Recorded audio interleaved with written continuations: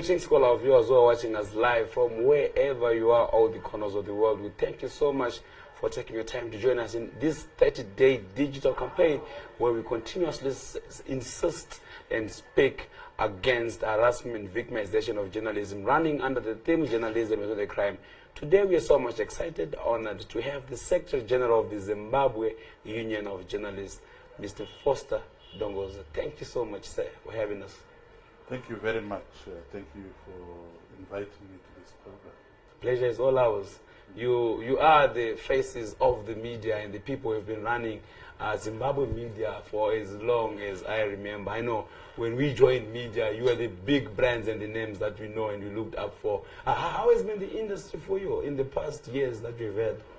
Well, the industry has had its own ups and downs. We had the crazy period from just after 2000 when the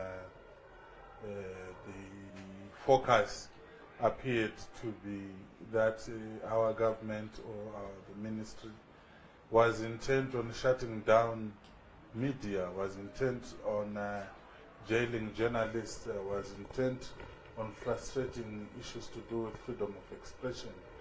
But then we have moved to a period whereby the government says it wants to engage, it has an open door policy, it defends the rights of journalists, not only as workers, but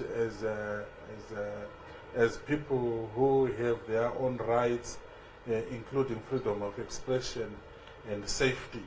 So, and over time, we now see that there is either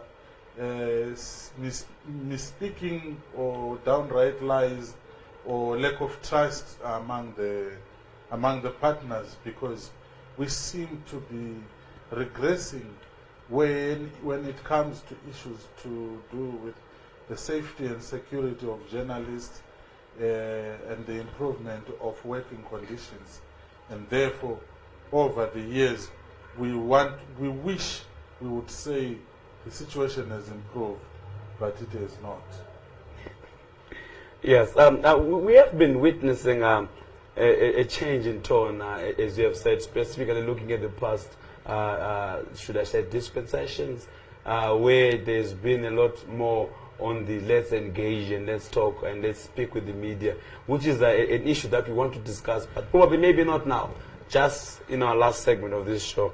Mr. Dongozi, today we are here and we are talking over a problem that has affected the media industry. Specifically, we have witnessed numerous cases of harassment, victimization, police brutality against journalists and media players. Your thoughts and feelings towards these issues that have been happening? Well, the first point is to condemn outrightly such barbaric acts. You don't have, such as the most recent incident, whereby you have journalists who are doing their work being attacked in broad daylight by people who did not introduce themselves, by people who remain unknown. And what is even more perplexing is that the government then remains quiet, keeps quiet about that, and no efforts are made to sort of track down these people. And we believe that a caring government should have, because it says it is caring about journalists, and therefore it should have sought and found out who those assailants were and tried to establish who they are or who they were and why they embarked on such silly activities, and also who had sent them, because when journalists are attacked in broad daylight and the government keeps quiet, then we become very concerned. Yeah. And what was even of greater concern was that the attack was clearly not the activity or an operation conducted by civilians. That was clearly an operation with all the hallmarks of a military or a security operation. Yeah. And therefore, our concern to say the government needs to come in, step in, and condemn that barbaric act, and to even set up a commission of inquiry or to find out, to try and establish the reason why Zimbabweans, fellow Zimbabweans were attacked. How can it stand by when Zimbabweans are attacked? And therefore, our continued call on the government to protect the rights and safety and security of journalists while they are conducting their work. Let me just add my voice over the issue that you've just spoken about.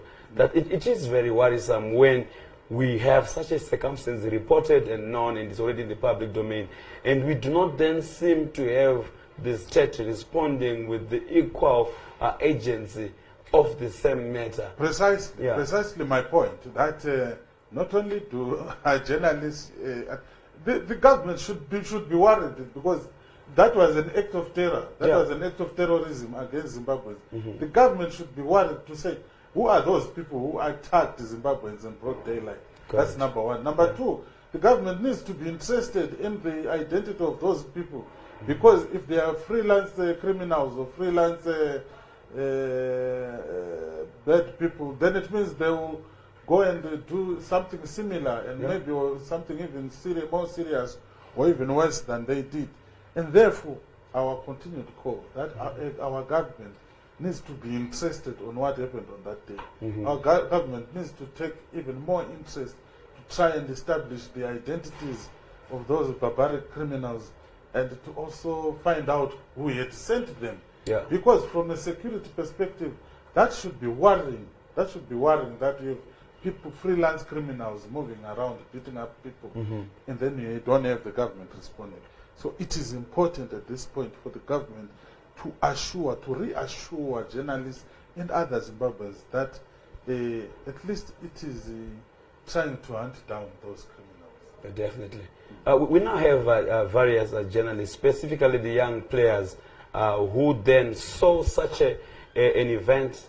Does it worry you that the precedents may have been set? Because now, what comes in the head of a journalist when they hear that they're covering an event which is probably maybe perceived to be anti-establishment, and what is the message that we are sending? Should we not solve this matter? Is that not a dangerous precedent that we're going to be setting? Absolutely, absolutely. It's a very dangerous precedent in the sense that it means it can happen again and no one will say anything about it.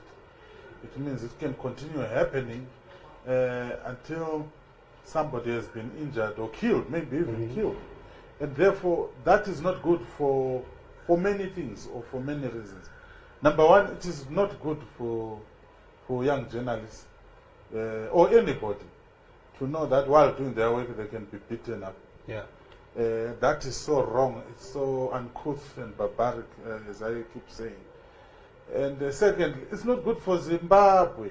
It is not good for anyone to read or to know that a journalist, whether foreign or local, can actually be beaten up while exercising his duty. Right, while they are doing their work.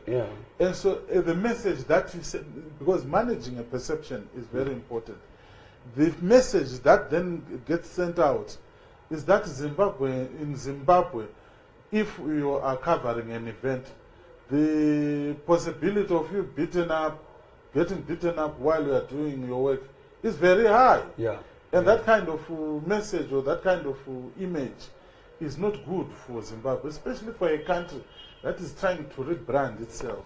Correct. We've got a lot of statistics around tourism.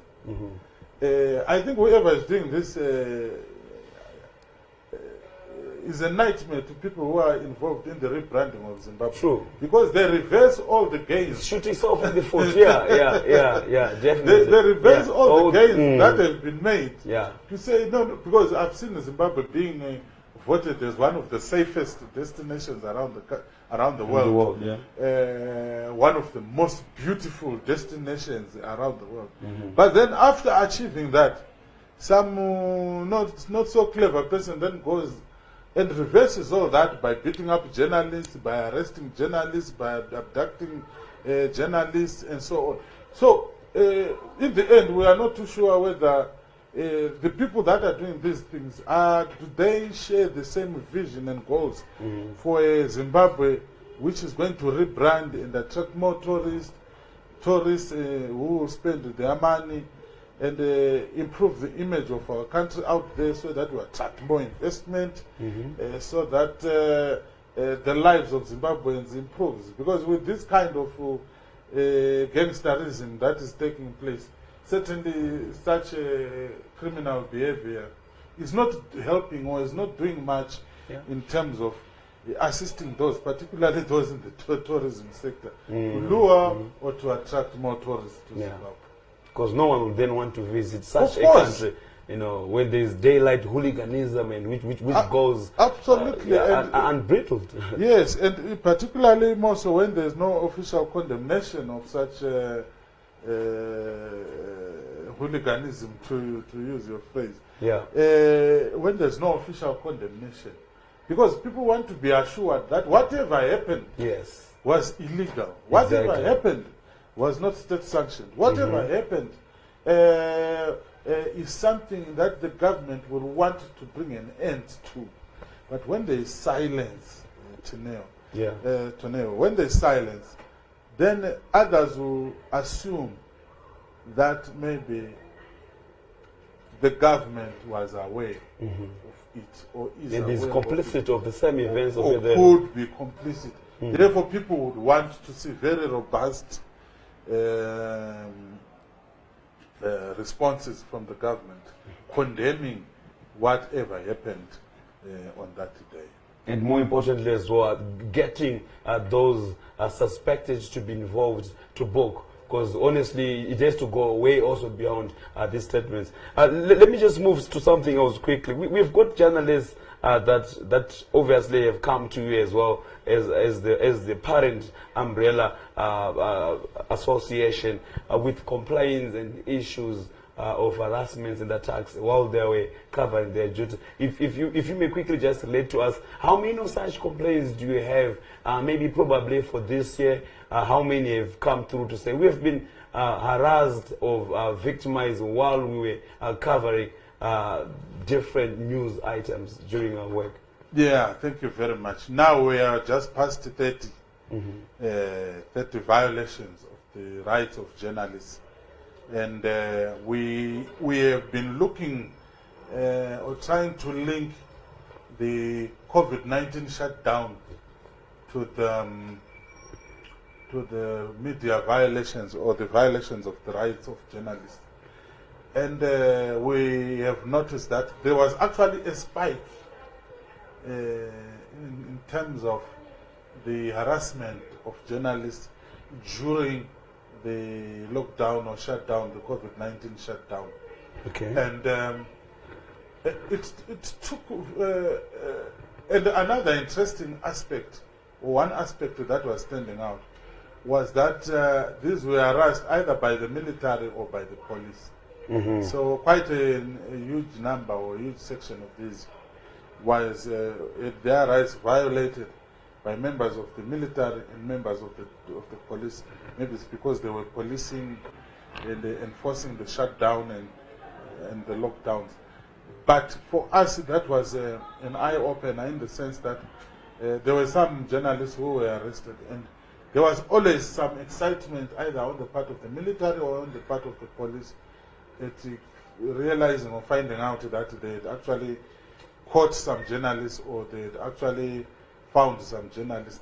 And there was always this, I remember some guys were told that, I think they were caught in Warren Park, I think, that, oh, you are the journalist, okay, so you think there's something special about you. But you guys be journalists, very arrogant and stuff like that, which is obviously not true.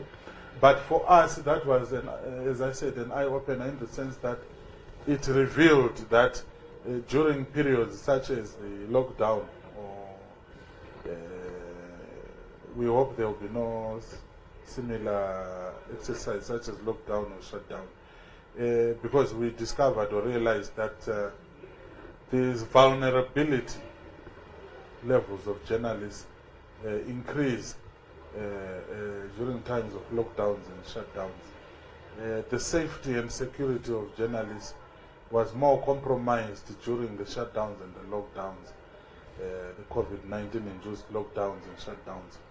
So going forward, I think it is important to have work or programming around how to keep journalists safe while conducting themselves or doing their work, because the statistics are very glaring, the statistics are very shocking.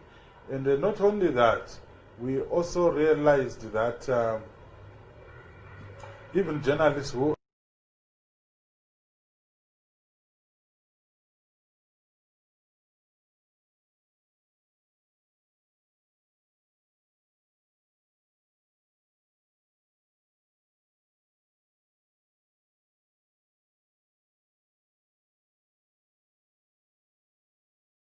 forces. This is the perpetrator is the threat. Yes, well, obviously, if you are a soldier or a policeman and you violated the rights of journalists, certainly you are the face Of the state. of the state, Yeah. and you are representing the state. Yeah. Whether you did it in your personal capacity, that's another issue. Yeah. But certainly, what was of great concern to us was the fact that the cases of violations on the rights of journalists, media violations, violations of the safety and security of journalists increased during the lockdown. And I had a conversation with the police spokesperson. Let's jump into the conversation as a remedy of what next and what have you been doing and what can be done.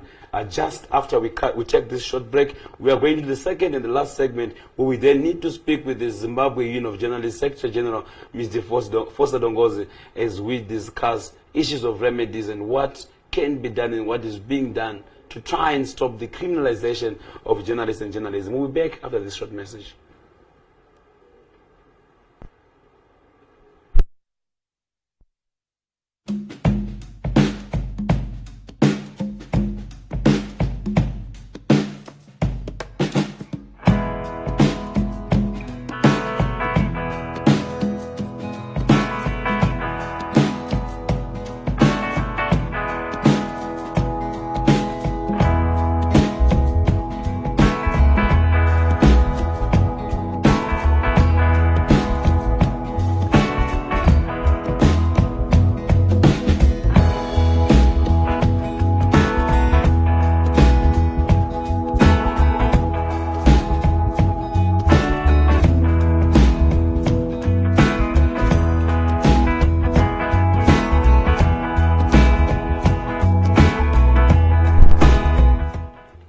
Thank you so much once more. Again, we are back. This is the Zimbabwe Online Content Creators, where we are having a 30-day digital protest as we continuously insist on saying that journalism is not a crime and journalism should never be criminalized. Speaking on an array of past harassment and victimization that has been going on against various journalists and media players, online content creators specifically as well, and young journalists, where we continuously speak and advocate for non-harassment and victimization of these various players. And of course, just before we took this break, I was speaking with and I am still speaking with the Zimbabwe Union of Journalists Secretary General, Mr. Foster Dongozi. You are speaking of a very interesting issue, which many people want to know. What next? Any way forward? What have you been doing as a union so that we do not just have these as just talk shows? What can be done to ensure the safety of journalists?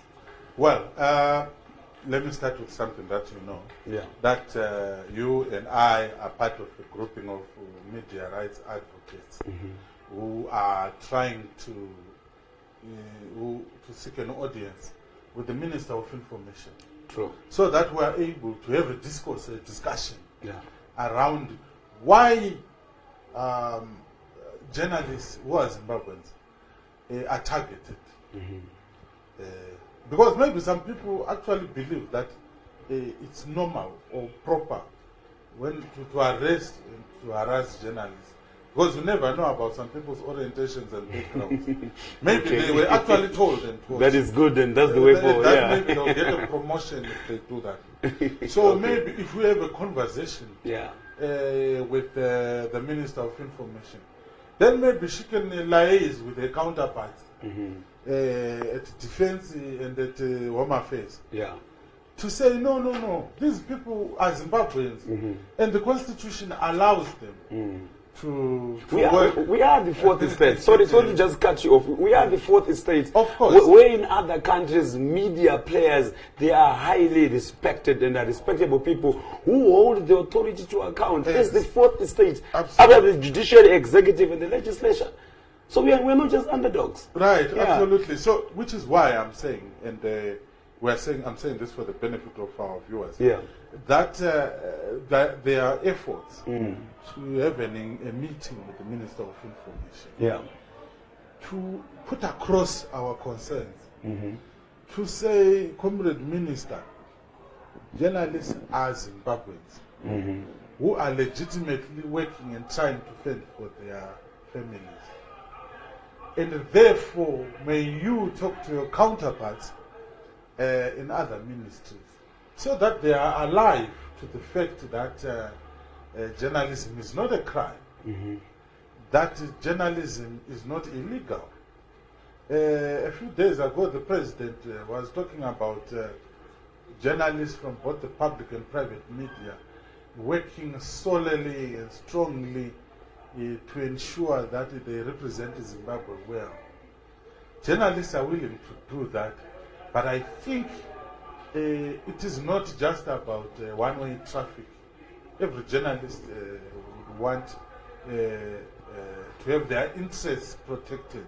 Correct. Would want to be protected in their country, would want to be safe, would want to have a safe working environment, would want to ensure that to know that they are safe in their own country.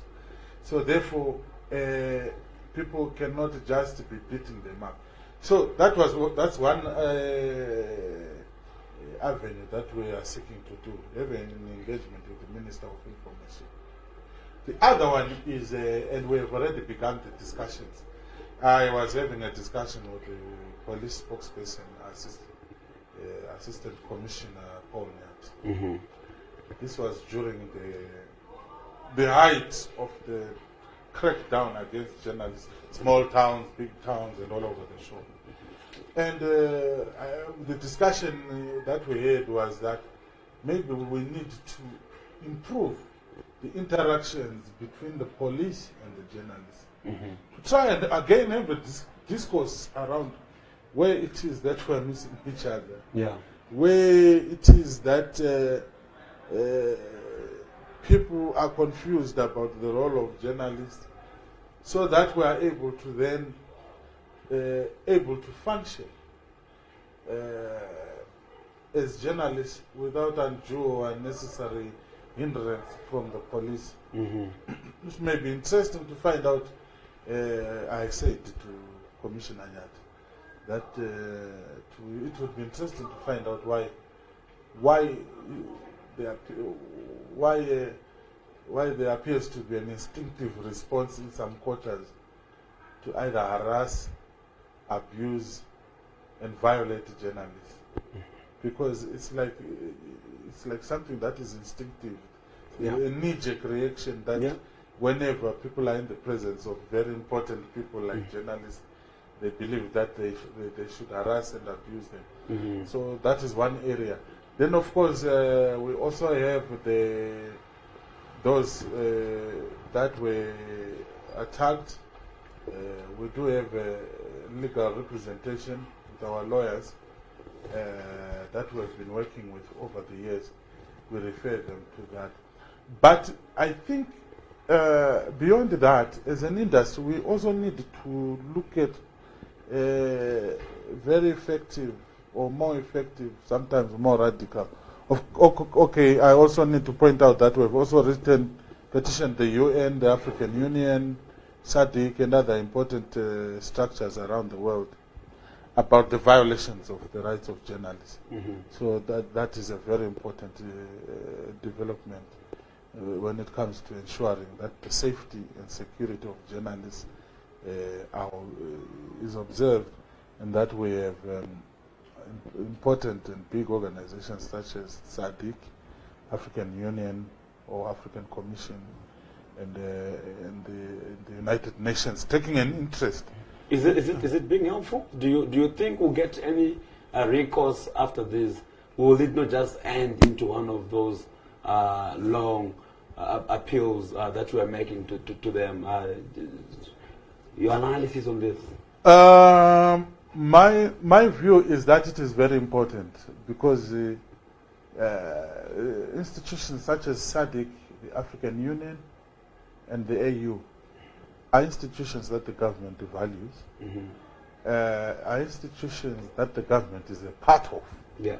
So I don't think the government would be part of useless bodies that it does not recognize. So I think it is important. That's why when our president was the chairperson of SADC, I mean, there was a lot that was made about it.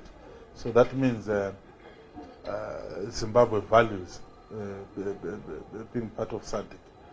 When we were a part of, when former President Mugabe was chairperson of the AU, the government really went to town and celebrated that. We even had marches in honor of that. So that must mean the government recognizes the importance of the African Union. When talking about sanctions, the government is quick to say these sanctions are illegal because they did not go through the UN system. So that means the government must value the UN system. Not only that, the UN is very visible in Zimbabwe, providing humanitarian work.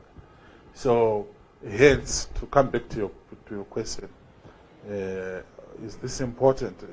Does the government value those engagements? Yes, the government must and it should, because it is a member of those institutions. But beyond that, we now need to look at radical things or radical interventions, such as the one that we are doing of digital protest. That is a very innovative intervention, and I must congratulate you. Thank you for being part of that, or for leading in that. Thank you. But also in other, not only in other countries. At one time here, we had a government official ordering journalists to vacate, journalists from the private media to exit or to vacate an event that he was about to address. And we had very strong and serious solidarity from comrades from the private, from the public media, who said if their colleagues were being asked to being ejected, they were also going to live in protest and in solidarity. And those are some of the issues and some of the things that we now need to consider. Injure one, injure all. Yeah, an injury to one is an injury to all. To say, as the media, this is a strong stance that we're taking by considering to withdraw our labor, or to withdraw or to shun some organizations that are predators of the media. Yeah. Organizations, institutions, and individuals that are not happy, that are not friendly, or that are violent towards the media. The media, correct. It's time sometimes that we took radical measures against them as well. Yes, to say until there's an apology and a clear path on what they are going to do to mend or improve relations with the media, we are going to shun you. Yeah. And that out of fear of being injured, because we need, as we have always said, no story is worth any journalist's life. To die for, yes. Right. Yeah. It's not, no story is worth dying for. So therefore, because you are being threatened continuously by some events or occasions, it is time that maybe people considered, among other interventions, the right and ability to withdraw your labor. Journalists United, I know you've just mentioned a very typical example, which I honestly was not aware of, where we had comrades from... Oh, there are many, there are many. At one time, at one political party's meeting, some journalists were being violated, and their colleagues from the... These were private journalists who were being violated. Again, their colleagues from the public media would not accept that. Okay. And they clearly spoke out against it. So journalists are united when it comes to issues to do with their safety and security, working conditions, their welfare, and their right to practice journalism without fear of being victimized, without fear of being abducted, without fear of being beaten up. Mm-hmm. We are going to quickly jump into the last segment because I know we are already out of time, where we have an interaction or interactive moment rather with our viewers. We will not take a break. We will continue straight into the third segment where we'll quickly ask you to have your contributions, your comments. You can send them live on this comment section. Of course, if you want to make a call, there's a phone number. WhatsApp it, or you can do a normal voice call on that number that has been put. We have got very few minutes left before we cut this program short as we are running and into the next program, but we will continue straight into the third program. I'll pose a quick question to you, Mr. Dongozi. People have been asking and talking about the relevance of organizations. Specifically, I represent an organization of online content creators, and you're coming from an organization of the Zimbabwe Union of Journalists that is mainly, predominantly, our traditional journalists. People are saying, how relevant are such organizations, or to be more specific, how relevant is ZUJ to the various media players? Okay, I'll start by saying which people, but I don't want you to answer that because many journalists, when they have their own question, they hide behind it. People are saying this, but yes, any organization, even if it represents 10,000. 100,000, 50,000, 2,000, 1,000 is relevant as long as there are people who say they are members of that organization and are paid up members and are willing to be associated with that organization. Because remember, this is a trade union. It's a union that looks into the welfare, the welfare of journalists. That's why we never stop talking about issues to do with safety, security, and working conditions. And therefore, what now needs to then happen about issues to do with relevance is organizations, as they should and as they always do, should continue to mutate and be able to address issues that emerge around different times, at the time that are in existence. What do I mean by that? We have, for example, the issue of climate change. What has ZUJ been able to do around issues to do with climate change? What interventions or mechanisms has it embarked on? We have been able to train our journalists on issues to do with climate change issues.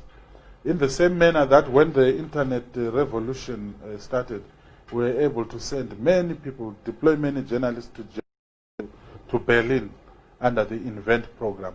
So as time unfolds, the union should be able to meet the requirements of its members.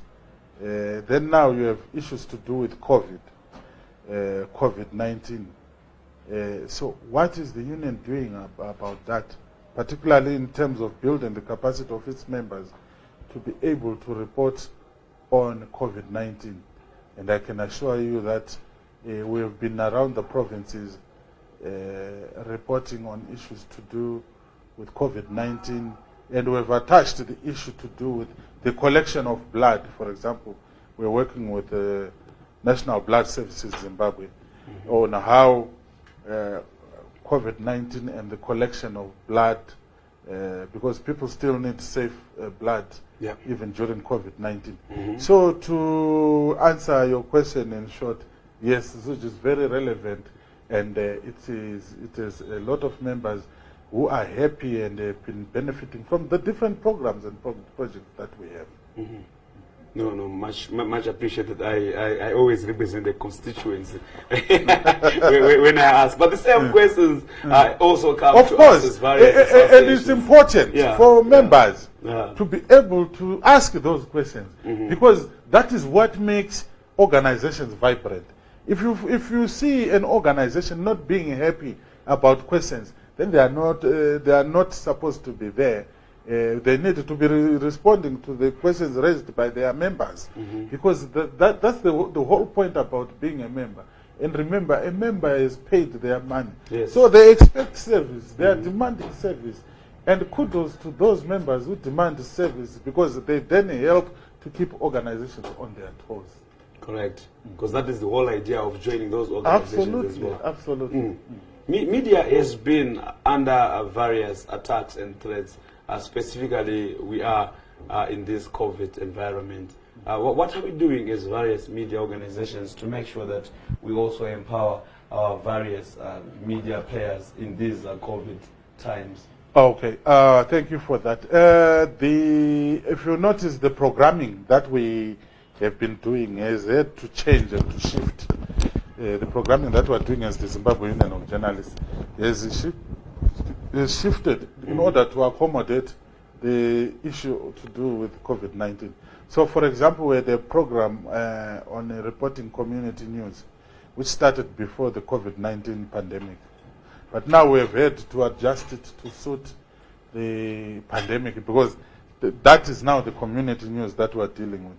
It also was looking at issues to do with climate change and other issues. But now we have had to factor in COVID-19.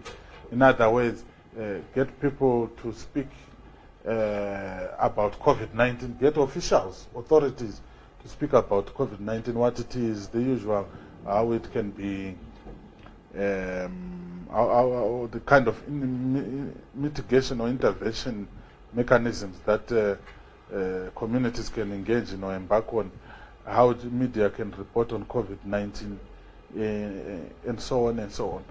And to the point that almost all the programming that we're doing, because there's nothing as scary as what is happening, particularly around COVID-19.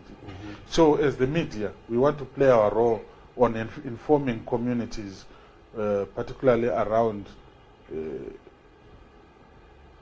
reporting on COVID-19 correctly.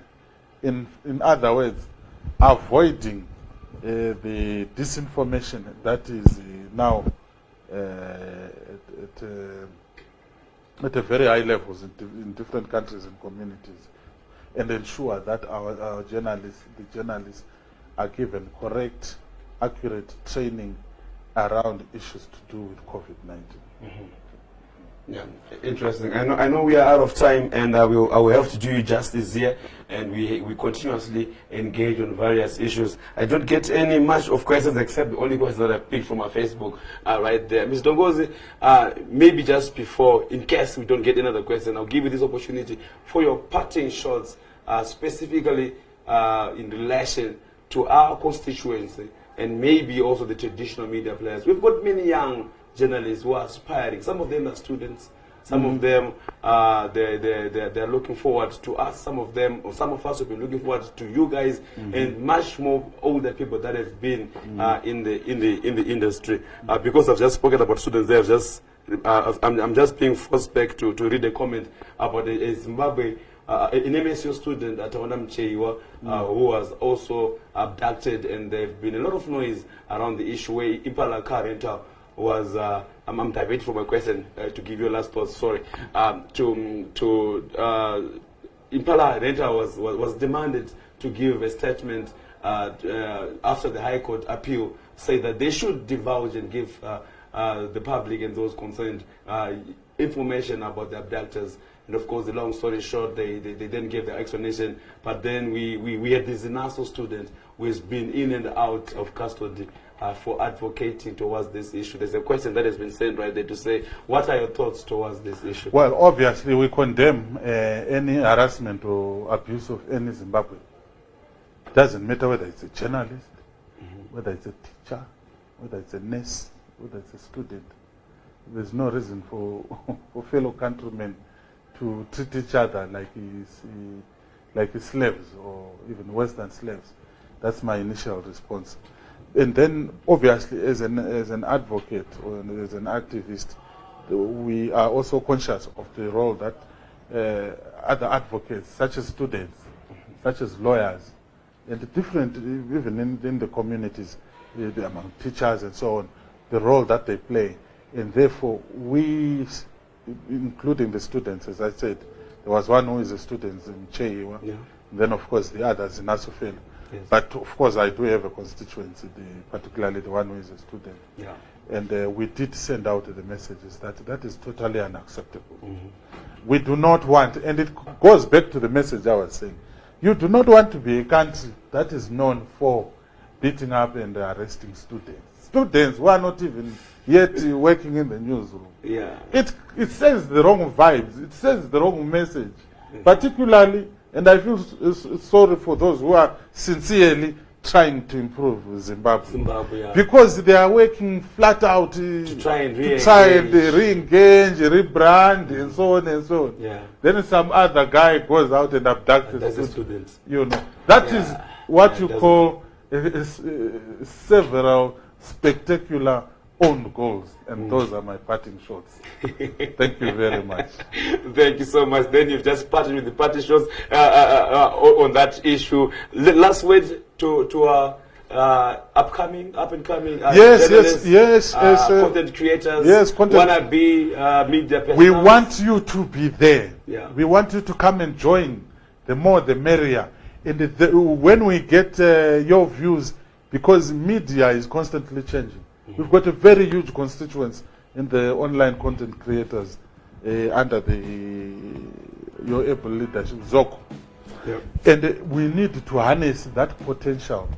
And that potential is something that we want, because that is the future of the media. And if you notice, there is talk of new community radio stations, commercial radio stations, TV licenses, and those are the spaces that we want the young people to occupy. But beyond that, they also need to be able to create their own platforms, such as this one, so that they are able to generate employment not only for themselves but for others. And we say, when we are united, when we are able to engage the young and the old, we should be able to improve our industry. And as I said before, we need the content creators, the young people with innovation, because that is the future of journalism. And we want them to play a very important roles around the development of new media and the future of the media. Of course, you have heard it all there, passionately and well placed and well said by the veterans themselves. These are the guys who have been in the industry. Before I go, how long have you been in the industry, Mr. Dongozi? Let me just say, for quite a while. Yeah, quite a while. Decades? Not so many, but not so many. Not yet. You've done one. Yeah, one plus decades. That is the Zimbabwe Union of Journalists Secretary General, Mr. Fosi Dongozi there. These are the fellows that we joined the industry, and we've always seen them there, and they've played a very critical role in shaping media's person. More importantly, I personally have got a lot of respect for them for what they've done, advocating and making sure that they stand and represent various media players in Zimbabwe. My name is Tonio, and I'm with the Zimbabwe Online Content Creators. It's been a pleasure to have you guys there. We'll see you tomorrow once more again as we continue on our 30-day digital protest, where we continuously insist that journalism is not a crime, should never be criminalized, and we need to free up this space so that we play our role as the fourth estate, unabated, without fear or favor. Thank you so much. We'll catch you soon next time.